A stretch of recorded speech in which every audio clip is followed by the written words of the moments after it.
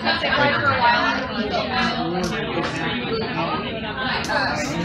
what can you tell us about the upcoming season? What could I start and say? I would say the upcoming season is full of surprises.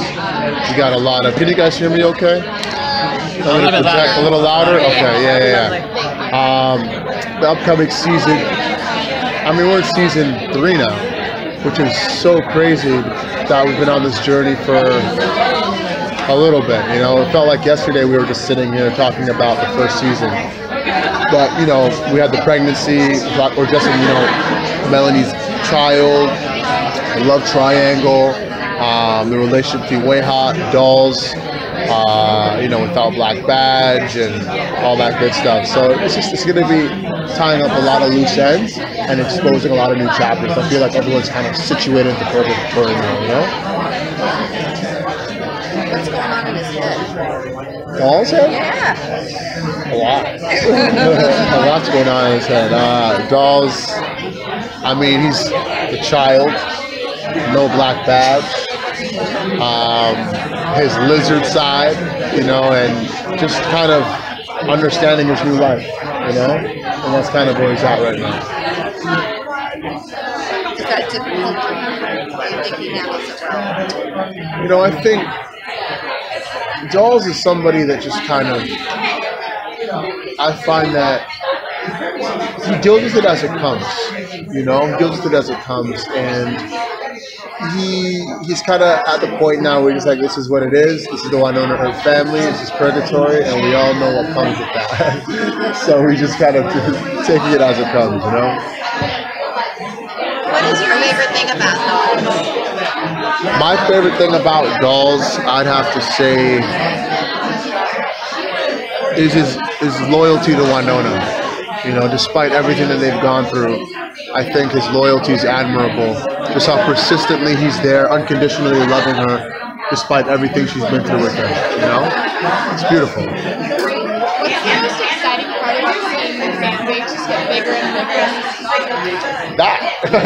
That's the exciting part. You know, the fact that we get to see the fan base grow every season, you know, and I think it's just incredible to see that, you know, and it's just beautiful. It's a beautiful thing. Is there a moment in the upcoming season that you're really looking forward to the fans seeing? Episode 2. Yeah, episode 2 is going to be super special. I can't wait for you guys to see that. Super special how? Like, just game super changer or? Just super special. It'll be super special. I can't wait for you guys to see that. Yeah, we'll leave it at that. Okay. What changed between Wynonna and Dolls that he calls her, you know, his partner instead of friend? Or like boss. To partner. Because partner, he's not the boss. Like, there's no Black Badge division. It's not about hierarchy anymore. It's about the fact of they're now working together for the greater good of humanity and purgatory. So it's beyond the authoritative aspect. It's beyond the bureaucracy system of Black Badge. It's just where they're at right now. They're partners, most importantly friends. Amazing. Thank you so much, ladies. Sorry for the wait again. Thank you so much. Okay, so Shamir, yes, let's move over to this next table. Hi. How are you? Oh, wow. Whatever that is. That's cool. Oh, there's a potato. I'm gonna throw my used Kleenex on the floor. Okay. It's a real Wynonna move. Shall we jump in so that you all have time? Because I talk too much. So that first episode, kind of a game changer coming right out of the box. How much more can we expect the tone or maybe action to change during the season? Well, you definitely get, listen, episode 1, ask Emily, but I'm pretty sure the intention was just to say, don't forget who Wynonna is. She's fun, she's wild, she's crazy, she's, and she's kick-ass. And then we get, so Wynonna looks quite different. She really wanted to show that I wasn't pregnant anymore. And then after that, we really get back into the world of purgatory and of the demons we know and the demons we don't. but yeah, we continue with the characters and that. But I think episode 1, the vampires seem like just this fun, crazy thing, but it will, I hope I can say, like, have repercussions later that flow from episode 1. Is the Jason Momoa jokes going to be a season 2 thing? Is that a one-off? Have you met Jason Momoa yet? Is he? I have worked with him. I've worked with him. Yep. You know what? I'm going to tell you this.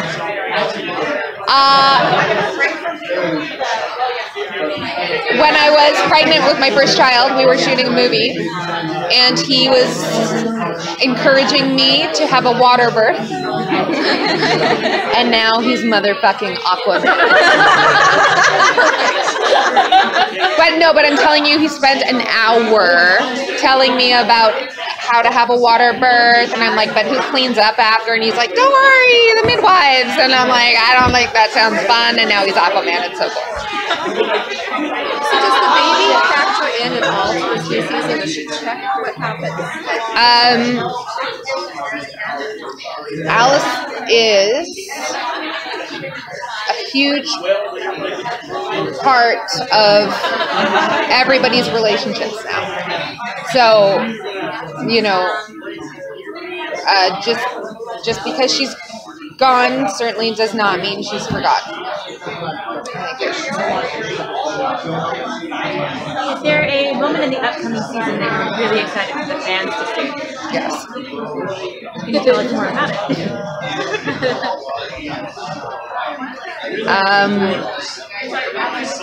Man, there's so much. Episode 2 is great. That's what Shamir said. It was super special. Yeah. I love episode 2, and I hate episode 2.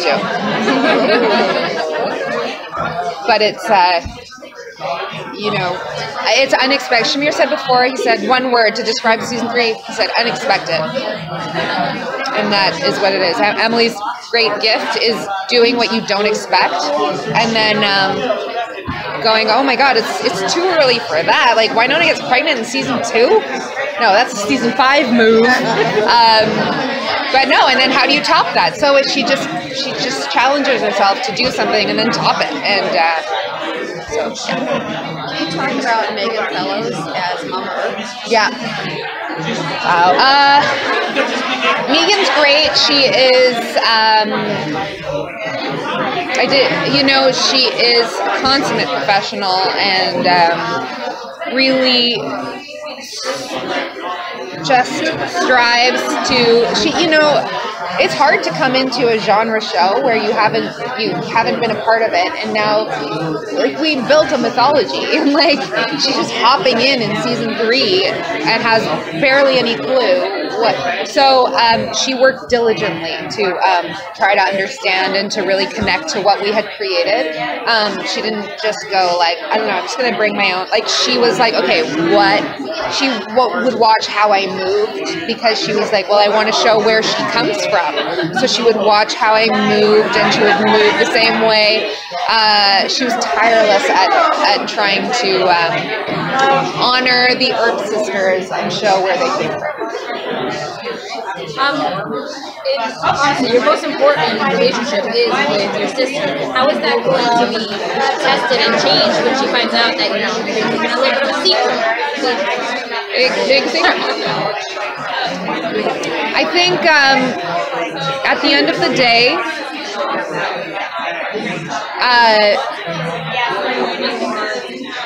it's always going to be, we have to, the Earp curse is what we need to, like, that is our focus, and that is our overriding objective. Having said that, in our down moments, it will cause some, and it's interesting because Nicole, who has Waverly's back, also may not, you know, be impressed that her girlfriend was hurt by our actions. So it will cause some interesting dynamics. But at the end of the day, the Earp sisters have to work together, and we have our common goal, and we've got each other's backs. Last year was really emotional. This year a little bit nicer and lighter.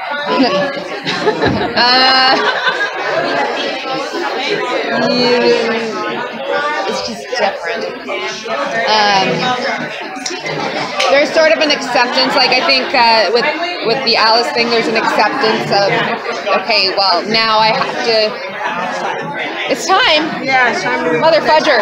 Okay, there's an acceptance of what has to be done, but then some new challenges come up that wait, let me get it out. What is it? Fuck. There's some new tests, and they're just as hard but different. I don't want to follow.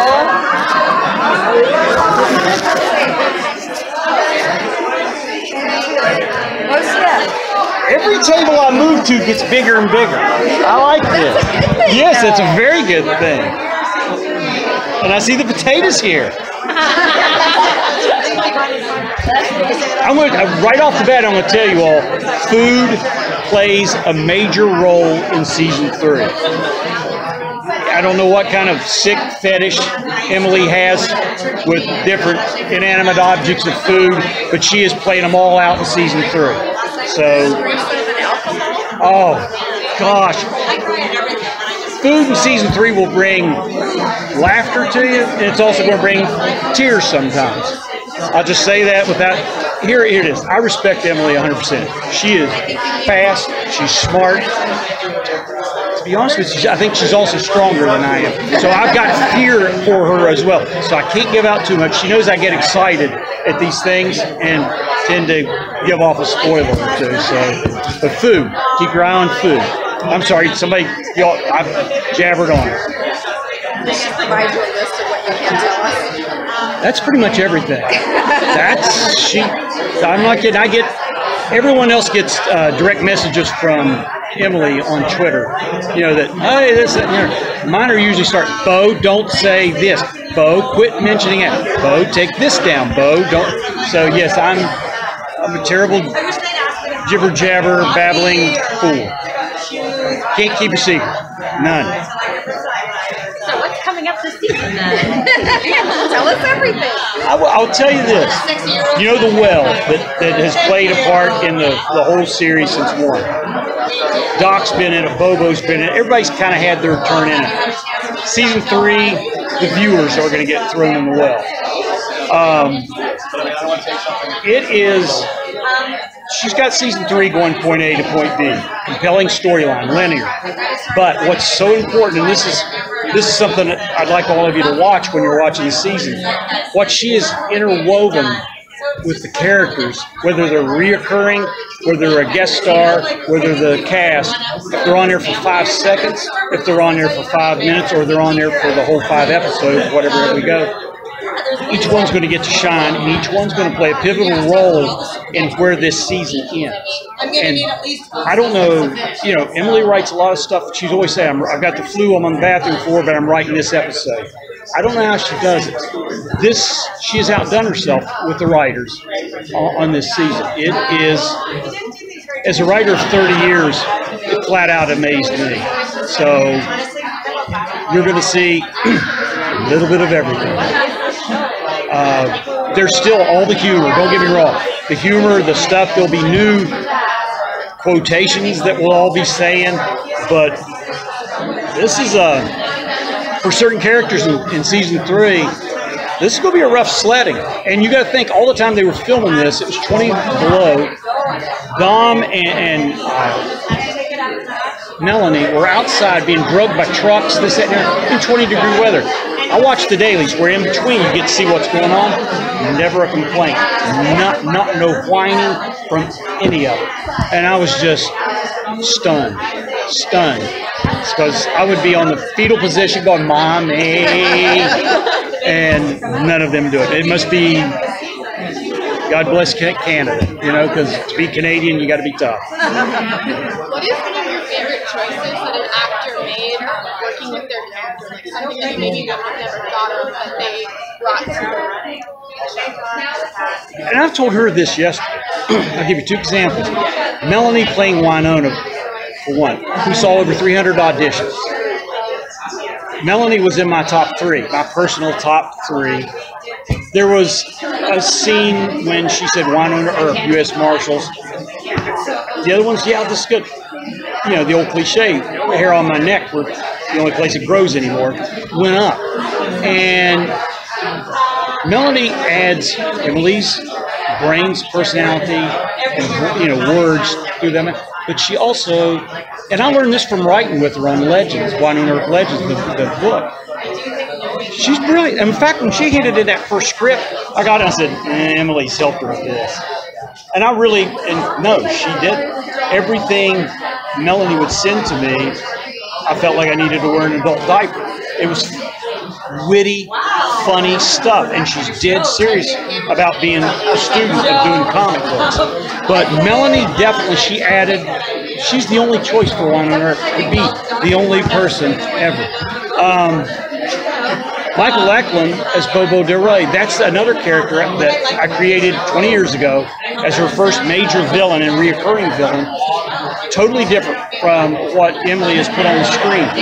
But Michael, and we've had talks about this, Michael has taken that character, made it his own, and still kept the traditional foundation of the original blood drug selling Bobo Del Rey that was a crime king with illegal paranormal drugs.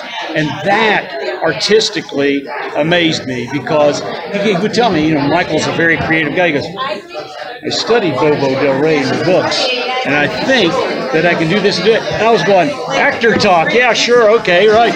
And then the first episodes come on, and the first season, he and Tim, as Doc Holliday, did that scene in the Revenant camp where Doc had to tie the Revenant up to the V5. That is in the award-winning stuff, the scenes that they had together.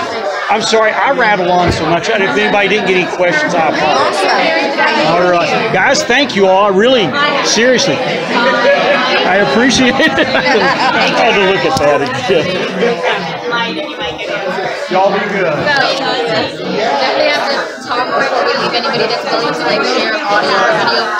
It froze literally as she was standing up, Melanie, and it lost. Video's gone, audio's gone, and I didn't get it yet. So yeah. Usual suspects. Good guys.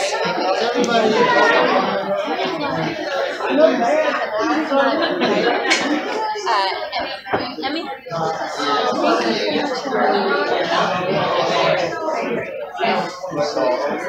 She was like, table 2 are really neat. Don't go in with that hair. She said, and I quote, you have a really weird hair boner. And I was like, is that a technical professional term? Okay. Please print that. Yeah. Exactly. Hi, everybody. How are you guys all doing? Thanks for coming. No, thank you for writing. Oh, my God. Such a strong anthropologist for the show that always keeps us on our toes. How do you do it? Oh, my God. I'm going to give you this potato as a gift. With extreme pleasure and gratitude is how I do it. I feel so privileged that we arrived at a time in the zeitgeist where the fandom was ready for this kind of show. They got what I was trying to do with my crazy brain, and like everyone in this industry, I wasn't sure it was going to work, but it's just such a gift. I'll get it. I'll talk to them. Yeah. Yes, season 3 is great. Just trying to get answers. It is a privilege. It is a privilege. It's a dream project. I feel like the good thing and the bad thing is I'm not sure I'll ever be able to top it. So I guess I'll just have to keep making this if y'all let me. Okay.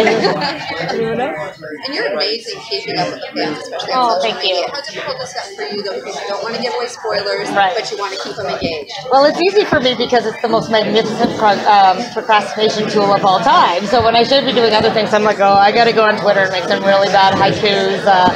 But it's hard. I don't worry so much about spoilers, just about as the fandom grows, it's going to change. And like, look, we're not all perfect all the time in social media, and the danger is you're going to say something you regret or whatever. But I feel like this fandom has become this just incredible beast of built on kindness and inclusivity and diversity. So like, and I feel like people mostly get my sense of humor, and we just wouldn't be here at Table 2 in San Diego in 3rd season without the fans. So again, I feel like if they'll have me, I don't mind. We're all kind of in it together. The show is our show, if that makes sense. Yeah. Do you have a favorite character to write? Oh, I like them all, but like, it's so boring. But I love my girl. I love Wynonna Earp. Like, I just cannot believe that what Melanie could do with her mouth. Definitely put that too out of context. Like, I just can't believe that she can say the jokes that are in my brain so quickly, and that she can turn on a dime. Like, she's just such a pleasure to write for because she feels so three-dimensional. But I like them all, and they're always surprising me. Now I feel like I have the privilege of what I like is putting together odd combinations of characters and being like, what are these two going to be like together in a B-plot? It's so weird, right? Like, I just feel like they're really starting to be established in my head, and so hopefully that comes through this time. Episode 1 was really stylized. Thank you. Yes, the sexy fog. Yes, exactly. Is that going to continue through the season? Yeah, exactly. The sexy smog, the sexy folk, sorry, and that's a one-time deal. But I do think the show has never looked better this year. We have this incredible director of photography called Gavin Smith. He's a genius. We have Alberta, Canada, which is just like worth millions as far as free scenery. We got these new fancy lenses. I have no idea what they're called on the camera, but the show looks incredible. There are some truly beautiful, beautiful episodes coming up. You know, we're going to have to make the cast look good looking, but we're going to do our best with work with what we got. So yeah, I'm really proud of the way the show looks this year. Next episode in particular, number 2, is one of the most ambitious episodes we've ever done, and it's so cinematic. It's really beautiful. So, yeah. So you said it never looked better. Is there something in particular that you're really looking forward for fans to see? Right. There's lots I'm really nervous about, to be honest. I know you're like, oh. Unlike past seasons, which is just natural, I feel like there's something in every episode that makes me cry. There's something in every episode that makes me almost pee my pants laughing, professionally. And then there's one big gasp cliffhanger moment. I would say the next 2 episodes are really interesting. We're doing something we've never really done before. And then I would say mid-season, there's some big shockers. And then I just finished editing the finale, and it's beautiful, and I'm really proud of it. So, no, I try to live by episode, but really there's something in every episode I'm really proud of and excited for the year to see. So. Did you always know that this is the season that you bring in Wynonna Earp? Is that the plan all along? Yes, I think so. I mean, I think if Mel hadn't been pregnant, I might have done it at the end of last season, like even earlier. But the pregnancy was just such a magnificent storyline. It was a challenge that turned out to be such a blessing for the show. So yes, things are mostly going according to plan. Yes, crazy plan. Yeah. What's one of the craziest fan theories that you've heard? Oh my God, great question. I have to tell you, I will never admit it to anyone but you, so you guys don't listen. But yes, thank you. Sometimes I think the fan theories are so great, I'm like, I actually kind of wish we had done that. You know what I mean? One of the craziest fan theories I ever heard was that Waverly is Wynonna's daughter. Like something about the past. You know this, the episode where Wynonna goes to the past and she tells Bobo that her name is Waverly, and he's like, you're my angel and I'll never forget. So I saw all these people who had all these graphs and timelines where they were like, the baby's going to grow up to be Waverly. And I was like, I'm not good enough at math to make that work, guys. So good luck. But I was like, you're in it and I like it. So thank you so much, you guys. Enjoy the rest of your con, okay?